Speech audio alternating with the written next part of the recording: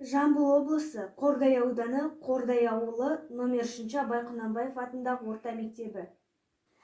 Қайраттай қайсар ұлдардың жанымен келген еркіндік, жазира мен ләззаттың арымен келген еркіндік, қасірет пен қайғының бәрімен келген еркіндік. 16 желтоқсан ел мерейі тасыған, қазақ деген қалың жұрт бәрін кешті басынан. Әр қазақтың есінде сақталады, желтоқсандық өрендер ақталады. Ел намысын қорғаған сарбаздарым, ерліктерін мәңгілік сақталады. 16 желтоқсан тәуелсіздік алған күн, ерекше боп мәңгілік ел жадында қалған күн.